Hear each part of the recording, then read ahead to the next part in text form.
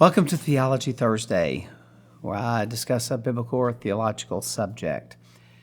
I've been doing this, I guess, about 3 to 4 years now. We started during COVID. And this may be the first time I've ever given this warning at the beginning of a Theology Thursday. But today I'm going to talk about a subject it's a PG-13 subject, at least.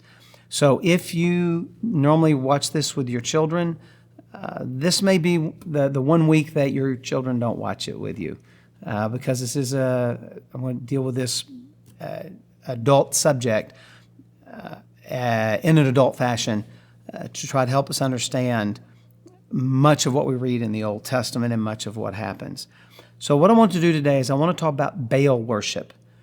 When you read the Old Testament, you see this god Baal mentioned over and over and over and over and over and over and over again. There were lots of gods of the other nations. Some of them are mentioned a few times, Molech, Chemosh, and a few others. But the god that Israel's going to struggle with the most is Baal. And there's a constant pull to Baal worship.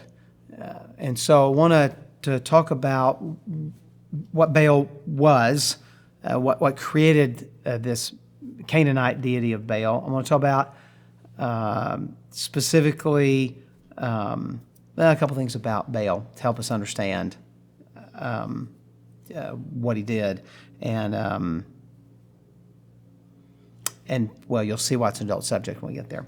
So let's talk about why do they come up with a deity Baal? Well, throughout history, most nations, with a few exceptions, like Israel, came up with a god or gods, oftentimes they were polytheistic gods, that reflected where they lived. So if you were in Egypt, the Nile River is a god because the Nile River provides life. There's almost never any clouds or rain, so you have a sun god, Ra. There's many nations, cows were considered or the cow was representative of a deity, which was true of Canaanite worship as well. And so different deities were the result of where you came from. So if you look at the Greek gods, we have the mountains of Greece. So we have Zeus sitting like on top of a mountain. We have death, and so that's Hades, and that was like a volcano. And then, of course, because we have Greek Isles, we have to have a god of the ocean who runs around with a big trident. And so you have these water ocean deities because of where they live. The geography produced it. So that's going to be true in Israel as well. So here is the land that they were in. This is where the 12 tribes are. But this is the land. The only river that ran regularly was right here, the Jordan River. The problem is the Jordan River sits at the lowest point on the Earth's surface. There was no technology in those days to be able to irrigate from the Jordan River. Now, the Jordan River actually began up here, north of the Sea of Galilee, in what are called the headwaters of Dan. And so this is where they would, there's springs, so there's plenty of water up there. There's a lot of farming up there. But as you move south, it was an environment that really survived only on rainfall. So when rain is the only source of water, your deity is going to be a rain god. Okay? So Baal was a storm god. Now, connected with this was this view that the ground was a womb. And you plant the seed, and the seed then grows when there is rain. Sometimes even the rain was called semen, seed to plant. And so Baal is a god who's going to plant his seed, so it's oftentimes viewed as a bull because one bull can impregnate a large herd. And so here is an idol to Baal. He's a bull. Here is another one. Here are some other idols showing Baal riding on the back of a bull. Here we have more bull figurines that would have been like little household gods. And then here's one of the more famous. This would have sat on top of a pole, and we have Baal that it's been broken off, but in his right hand he was actually holding a lightning bolt, because Baal is a storm god, and if Baal is happy, then he'll send rain, and if he's unhappy, he won't send rain. Now, this is very important when we come to 1 Kings chapter 18, which is one of the more famous events in the Bible, where Elijah confronts the prophets of Baal on top of Mount Carmel. Now, when you read it, you realize what Elijah is doing. Elijah doesn't say bring goats or sheep, which were the common animals to be offered by Israelites, but he says bring bulls, because that is Baal's animal. So we're going to use Baal's animal. And then he says, let the God who answers by fire from heaven. So what is fire from heaven? Well, there's not actually a Hebrew word for lightning. So lightning was often described as fire from heaven, because when lightning strikes, sometimes it starts a fire. You know that. It's one of the dangers when the things are dry, that we'll get a lightning strike and it'll start a forest fire.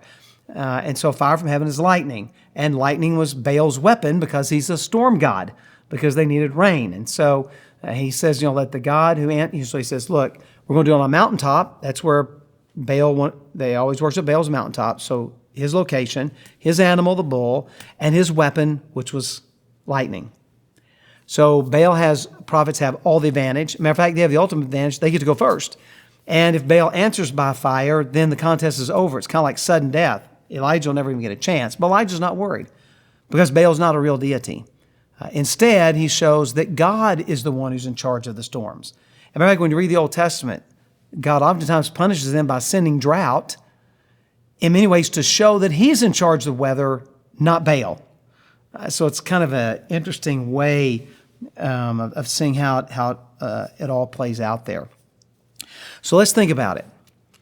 We live in an agrarian society where 95% of the people are family farmers working on the family farm. And we need rain.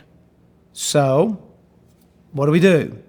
Well, they had no idea how to raise crops when they moved into the land. So you ask your Canaanite neighbor, look, how do you grow crops here? We know how to do it in Egypt. And in the wilderness, we just went out every morning and picked it up. It was called manna. But what do we do here? So the Canaanite neighbor says, well, this is what you do. You plant your seed, and then you see that temple up there on top of that mountain? Yeah, you go up there and you make an offering, and then you sleep with one of the temple prostitutes. And there are male and female prostitutes, depending on your sexual orientation. And that was to ensure the fertility of your crops. It was a fertility act by going up to the priests or the priestesses at the Baal temple. Interestingly enough, they're called holy ones. They were set apart from farming to serve Baal in his temple. Modern translations call them cultic prostitutes. They were temple prostitutes because it was a fertility religion. So if you're going to have fertility, you need a male and a female.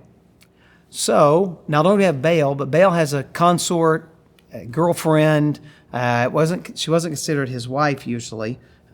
She's the female companion to Baal, and her name was Asherah. And so oftentimes the men would serve Baal and the women would serve Asherah, men serving the male deity and the women serving the female deity. And Asherah, again, was a symbol of fertility. And so here are some pictures of some idols we've uncovered of Asherah. She always has her hands holding her breasts. This is not a sexual position. This shows fertility because she's going to be nursing these infants. So her fertility is shown in producing children, and so she's going to need to have breasts to be able to nurse these children. And so you can see we found lots and lots and lots and lots of these figurines.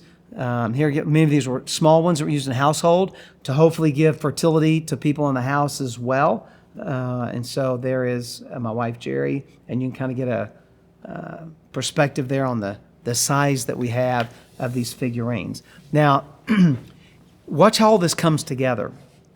Have you ever noticed how often the Bible talks about the fruit of the womb? Well, why does it say the fruit of the womb instead of just children? Because the woman was viewed as the field, and the man would plant his seed in the woman, and then it would bear fruit. That's why it's called. That's why the way is why a woman is called infertile. That it's fertility stuff. I mean, even modern terms go back thousands of years because most of the world was agrarian, and this is the way that they saw it happening. So there's this constant pull in Israel's history for Baal worship. Oftentimes what happened was they'd want to hedge their bets. So they go make an offering to the Lord, and then they go make an offering to Baal. And they tried to kind of serve both of them to make sure we get rain. And this, by the way, is why rain is viewed as the blessing in the Old Testament. You ever wondered why God pours out blessings? Why do we sing there will be showers of blessings? Why in Malachi does it say that when we bring our tithes and offerings, He will open the windows of heaven and pour out His blessings on us? Because it's the rain pouring out of heaven. We even talk about, man, it's pouring outside. I mean, all these terms go back, again, thousands and thousands of years because almost all the world was the family farm. And so this was true in Israel. And instead of having springs and streams to provide water that they would fairly easily irrigate, they depended on rain. And so rain then, Baal becomes a rain deity. And so this is what we read really starting in the book of Joshua all the way through almost the end of the Old Testament. There's a problem with idolatry, and it's Baal idolatry. I mean, this is the problem in Joshua, Judges, Ruth, 1 Samuel, 2 Samuel, 1 Kings, 2 Kings, somewhat in Chronicles, and the Chronicles takes a little bit different perspective. Isaiah deals with this, Jeremiah deals with this, Ezekiel deals with this, Hosea, Joel, Amos, not Obadiah, Jonah, Micah, Nahum, Habakkuk, Zephaniah. All these people deal with it. Now, they go into exile in 586, and their idolatry is cured. Their other issues arise. So Ezra and Nehemiah don't really deal with idolatry, nor do Haggai, Zechariah, or Malachi. But for most of the Old Testament, they deal with idolatry, and the idolatry is Baal, because this is not about worship. It's about life. We have to have rain to live, because we need rain so our crops will grow, so we can feed our family. And so worship wasn't just kind of what you do one day a week. Worship of your deity was connected to your life, what you needed for life. And so when you read about Baal, I just want to give you some idea of what we're talking about. I'm giving you the tame version. It was far filthier, and the debauchery of Baal religion is staggering and astounding. But understand, it was a fertility religion that was connected to rain. And so one bull impregnates the whole herd. He's very studly. The rain helps to fertilize the ground so that the fruit will come forth. The woman is the ground. The man plants his seed. And we have the fruit of the womb. All of that is all connected together with this Baal worship. And so it was a constant and consistent issue with them. So I want you to understand that when you read about Baal worship in the Old Testament, but also understand the impact that has for us. No matter where we are, no matter where we live, there are one or two idols, gods in our culture. And they're the ones that always tempt us. So for Americans, a success financially, educational achievement, getting the house, owning your own house with the white picket fence, 2-car garage, all that kind of stuff. The American dream can very quickly become an idol for us. And you think, well, it's not bad. I agree. Hard work is not bad. Being wise with your money. A house was an investment, not just something to buy and place to live. It's an investment, so it's financial. I mean, I get all of that. But the reality is very easy to adopt the world's values rather than standing on God's values. And the problem Israel faced was Baal was the value system of the world in which they lived.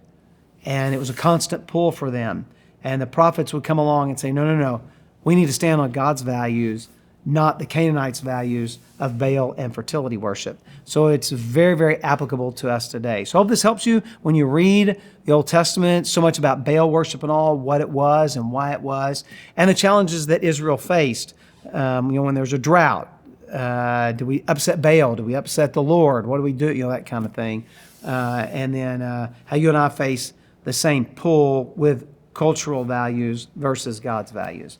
So God bless you. I hope you have a wonderful day.